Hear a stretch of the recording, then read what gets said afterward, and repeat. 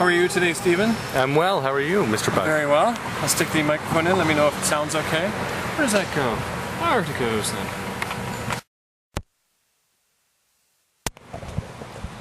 There. We all set up? Sound good? And my biggest question today was, if you could include one thing in your life's work, what would that be? Teaching. Overall life's work?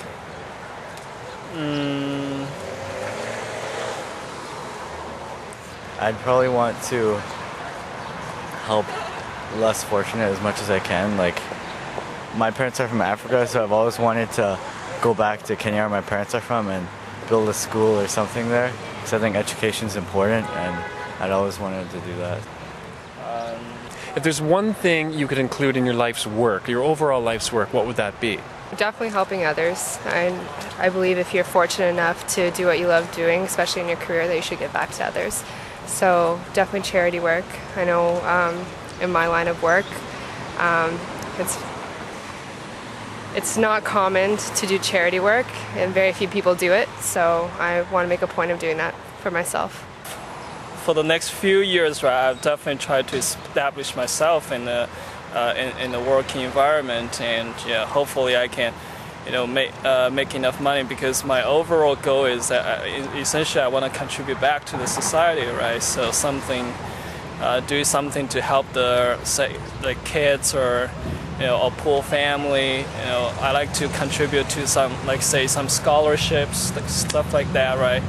But that basically I need to make enough money first before I can do this kind of things. And the question I'm asking people today is, if you had a passion you could turn into your life's work, what would that be?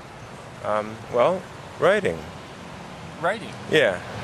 Okay, I write myself, so I understand, yeah. Yeah, it's a very direct way to communicate in a deliberate set of words, so that you don't bring in as much interpretation from the other person's side. Yeah. Thank you very much. And if anybody could use this information, on the back there's helpful tips to create like a better workplace, a more positive work environment, for any type of work people are into. If this was more standard, workplaces would be much nicer to work in.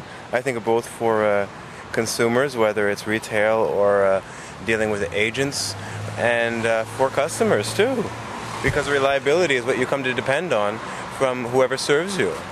I totally agree. I mean, do you see this kind of thing as an uphill battle? I'm just curious what people think. Bill 168, which has been ascended completely, comes into place on June 15th, which really is a comprehensive addition to the Workplace Health and Safety Act. And what it essentially does is it tightens up what qualifies as harassment to such a degree that it refers to how somebody's being talked to, or even if it's in silence.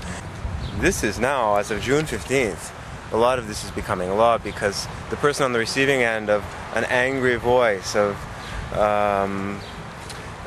being, talked to in a rough way, can actually complain of a harassment to the employer without fear of reprisal from the employer, and have it taken care of in a lawful way through the Ministry of Labour. Have you heard of this Bill 168? I haven't heard of it. I think it's a great idea. Hi, how are you today? If there was a passion you could turn into your life's work, what would that be? That's kind of tough. I would say something to do with the environment, because, I don't know, it's a big issue right now. That's what my dad does. So something with the World Bank. I'm going to see the poor countries who are getting affected by it. I don't know. That's a hard question.